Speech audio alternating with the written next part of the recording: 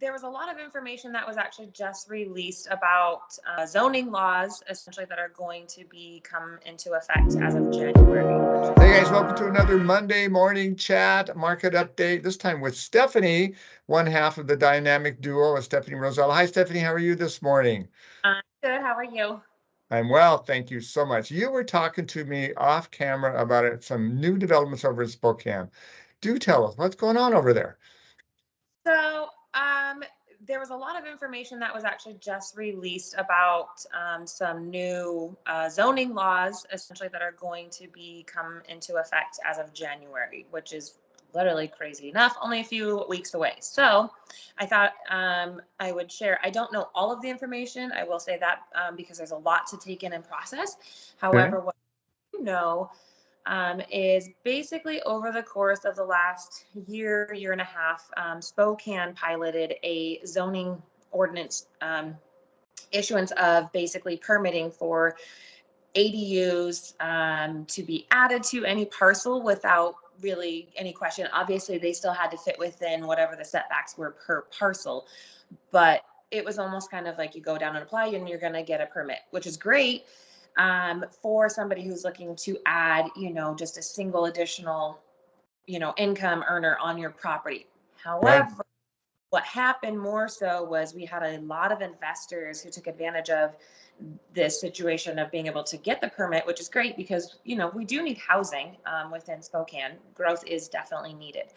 But what they did is they took that and they expanded on it and started utilizing it for different apartment complexes, different townhouse units, fourplexes, all sorts of variations to create as many doors as possible per parcel, which kind of gave our city the idea, I think, to just kind of take that and pass it, but they added to that, meaning that now that parcel, instead of being capped at 4 doors, it's now capped at 6 doors. And so where concern is now coming into play is how that's going to affect realtors, lenders, appraisers, even, our contractors, essentially, because in past, up to 4 units or 4 doors, essentially, is still considered your residential financing type of a home, which Correct. your average person, can go and still potentially go purchase in that manner. With 5% down now, guys. Remember from one of our previous chats. Yeah, so it makes it really attainable for your average American person to be able to create wealth through real estate purchases. Where my concern comes into play with this is because if these are now no longer available from a traditional financing standpoint and it jumps over to the commercial side of things, that makes things a little bit trickier and a little bit harder, from my understanding, to go and Mhm. obtain that way. Secondary to that is then, what does that look like for the residents within the communities of Spokane? Because Spokane city limits is pretty decent sized footprint when you actually look at it on a map. And what that can mean is for some of these little communities that are within city limits, and I call them communities because they are, outlined as such. You have like the South Hill, you have 5 Mile Prairie, you have Brown's Addition, you have downtown Spokane, you have all these little cities within the city that now could potentially have all of these beautiful residential blocks that we've had for years. And someone could buy a parcel potentially and put up a 6-unit apartment complex, if you want, right smack dab in the middle of these residences. And we don't necessarily have the infrastructure built in yet to sustain what this density would allow, in my opinion. So therefore, I think that for them to just pass it under the guise of what it was initially intended, of being able to add 1, or 2 essential ADUs to a property, and now putting it under the commercial platform, it's a pretty scary move Yeah. without the opinion of the people.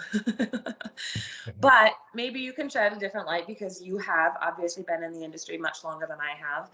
And you've seen this in bigger municipalities and what this potentially looks like, and, pros and cons. So I'm curious to see what your opinion is. Well, that's really interesting what they're doing over there. A lot of cities are following suit. There is a housing crisis across America. We know that. Seattle and the greater Seattle area last year implemented regulations that allow for an ADU. An ADU, by the way, guys, is an accessory dwelling unit. It's effectively a mother-in-law unit. They can also be a DADU, the detached accessory dwelling unit, both of which can be applied in Seattle now. And lots of residents here are doing that. They're putting ADUs in their backyard and they're able to rent those out. And that is helping, I'm sure, solve the housing crisis somewhat. There's more housing available for people. So it's a good idea. I don't know the ins and outs of it well enough to speak to it any more deeply than that. I can tell you from a financing perspective, Stephanie's right, correct. If it's 4 units or below, we'll treat it as a residential unit, and you can, as you know from one of our previous videos, now with a conventional loan, purchase an owner-occupied fourplex with 5% down. That's a brand new change from Fannie Mae that allows some great opportunities for those that want to buy multifamily owner-occupied and help have some income to pay the rent, right? Pay your mortgage there. So all that's true. If it goes over 4 units, it gets out of the residential range. There is financing available for that, but it's a completely different world. It's true. Multifamily is different than that. It'll be interesting to see how this develops.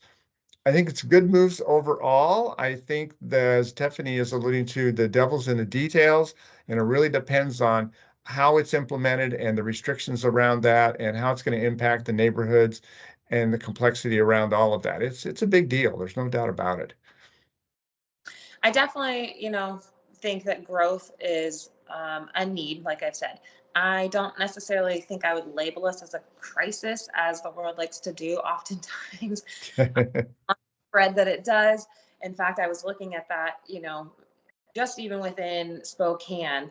I mean, truly, it's not like we have people that are without. There's places to go. It's just a matter of the choices that people are willing to make and what they want to do. And so to put it under again that there's this crisis that we have to come and help, like, I mean, there is, but not in the sense of like you have to be careful with what you're doing. And again, that's where like you had Yeah. mentioned, the details, and details matter. And that's where I feel like we have definitely pushed so fast towards just making very quick moves without a lot of time and consideration being put into infrastructure.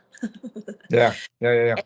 What is the plan and what is your intent? So that's where I just say pay attention to it, and I think again, like, yes, adding the ability to add accessory dwelling units or detached accessory dwelling units, I think that's awesome. I think it's a great, I thought that was a great move, honestly. What we're doing now, I mean, cool, do it, but not maybe as openly as it is. Like some conservation is still needed, like, and some, details can be fine tuned with listening to the voice of some other people that also have some really good insight to share. Yeah, well, more to be learned. Yep. And we'll dig in deeper with Stephanie and with Rosella as they figure out the details of Spokane. And if we get Yep. more information on Seattle, what it's doing, I'll also add it to the channel here. Anybody listening to this on our YouTube channel, if you have comments you want to put down below, or feel free to reach out to us with contact information you see on the screen. If you Yep. know more about this, we'd be happy to chat with you. Maybe even bring you on a chat with us if you can add to the discussion. How about that? That would be helpful. Please do. Absolutely.